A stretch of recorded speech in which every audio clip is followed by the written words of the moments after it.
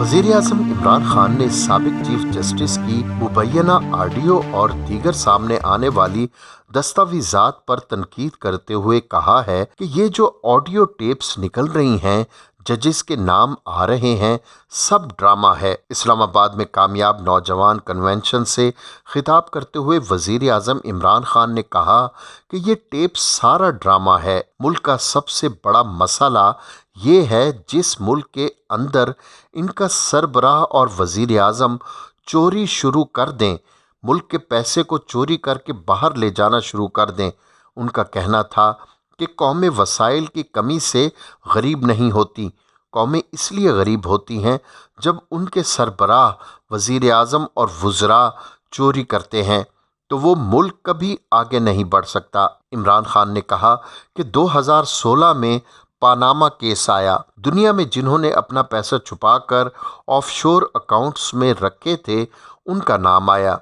उनमें से एक नाम लंदन के महंगे तरीन इलाके में फ्लैट्स के हवाले से आया और उनकी मालका मरियम सफदर थीं।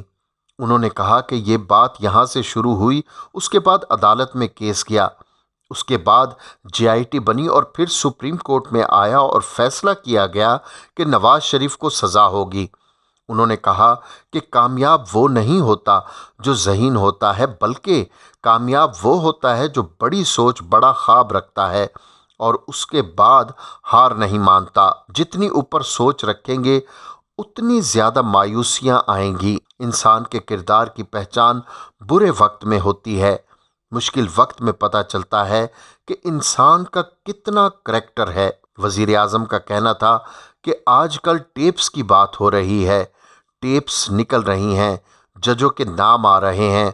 मैंने 25 साल पहले कहा था पाकिस्तान का सबसे बड़ा मसला करप्शन है। अपने पहले दौर में मियां नवाज शरीफ वजीर आजम थे तो बल्दियाती इंतखाबात में लाहौर के इलाका सांदा से अचानक ही एक नाम सामने आया। वो नाम था मियां अज्जू, जो कि मियां मोहम्मद अजहर का निकनेम था। ग्रास रूट लेवल के इस बादशाह ने पूरे जोर से इलेक्शन जीता और पहली ही मर्तबा लाहौर का लॉर्ड मेयर बन गया। नामवर शख्सियत मियां गफ्फार अहमद अपने एक खुसूसी मजमून में लिखते हैं, उनके पास अवाम की नफ्स तो थी मगर इंतजामी तजुर्बा उनको छू कर भी नहीं गुजरा था। मियां नवाज शरीफ 5 साल पंजाब की वजारत आला मुगलिया बादशाहत की तर्ज पर कर चुके थे और लाहौर उनका सबसे मजबूत कला था। सरकारी तांगा स्टैंड, बस स्टैंड, कारपोरेशन की डिस्पेंसरियां, सरकारी स्कूलों के इर्द गिर्द की जगहें,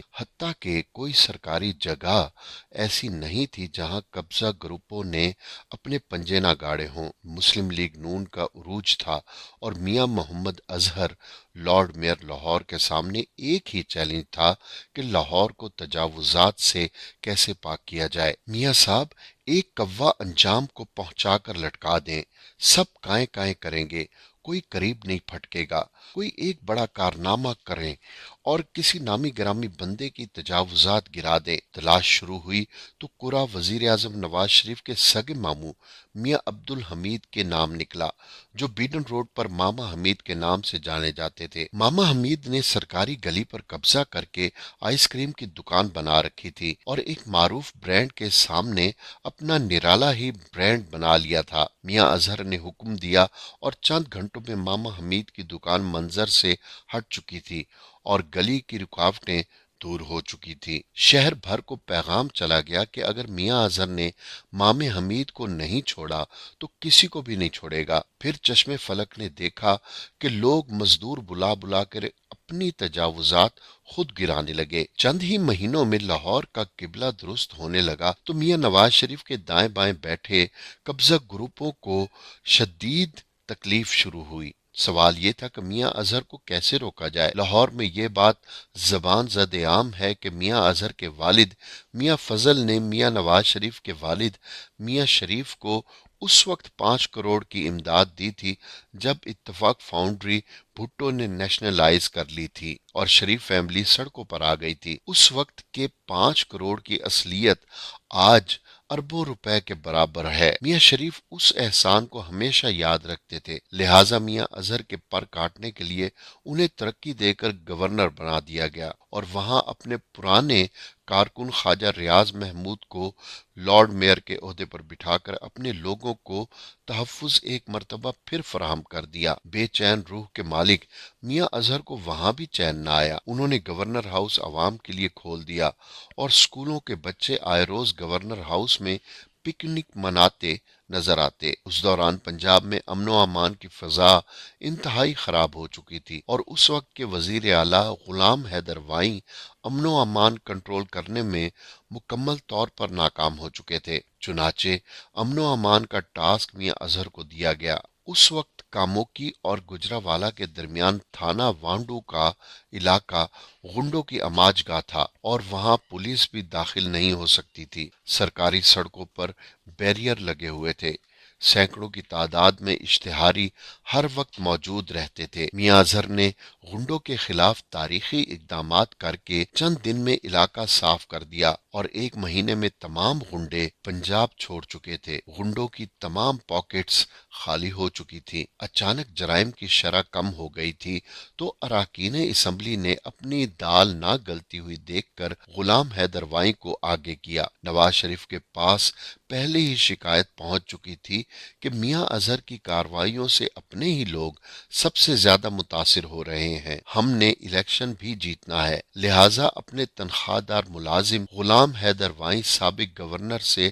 احتجاج کروایا گیا اور اس وقت کے گورنر میاں اظہر سے امن و امان کی بحالی کی ذمہ داری واپس لے لی گئی۔ بہت سے سیاستدان ایماندار ہیں، مگر ایمانداری کے ساتھ جرت اور انتظامی امور پر جو گرفت میاں اظہر کے ہاں دیکھی گئی وہ پنجاب میں کسی کے ہاں نہ تھی۔ اسی میاں اظہر کا بیٹا حماد اظہر آج شاید پاکستان کا کم عمر ترین وزیر خزانہ ہے۔ پھر واقفان حال تو یہ بھی کہتے ہیں کہ اپنے باپ کی طرح ایماندار اور جرت مندانہ فیصلے کرنے والا ہے، مگر وہ لابنگ کرنے کے ماہر کابینہ کے دو وزراء کے عتاب کا شکار بنے اور یہ دونوں کاریگر وزراء باریک کام کے بھی ماہر ہیں۔ انہیں وزارت خزانہ میں اپنے علاوہ کوئی اور شخص پسند نہیں، لہٰذا سر منڈاتے ہی اولے پڑنے کے مستحق حماد اظہر کے چارج سنبھالتے ہی ان کے ساتھ انڈیا کے ساتھ امپورٹ کرنے کی ایک واردات منصوبہ بندی کے تحت ڈال دی گئی۔ اگر انہیں کام کرنے دیا گیا تو واقفان حال کے مطابق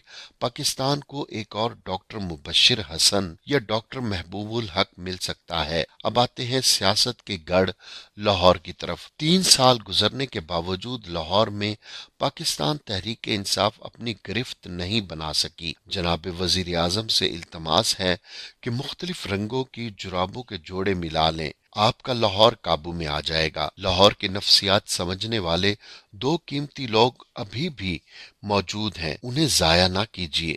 ایک میاں اظہر جو وزاداری کی سیاست کے امین ہیں اور نوجوان سیاستدانوں میں عبدالعلیم خان جو کم گو مگر ذہین اور معاملہ فہم ہیں اور پھر کابینہ کے رکن بھی ہیں، اور ان کے ساتھ اگر کامران لاشاری جیسا مزنگ کا رہنے والا نفسیات دان بیوروکریٹ شامل ہو جائے اور 4-5 لوگوں پر مشتمل ایک کمیٹی کے سپرد شہر لاہور کر دیا جائے تو حقیقی تبدیلی جس کے خواب دیکھے جا رہے ہیں یقینی طور پر چند ہی ہفتوں میں نظر آنا شروع ہو جائے گی۔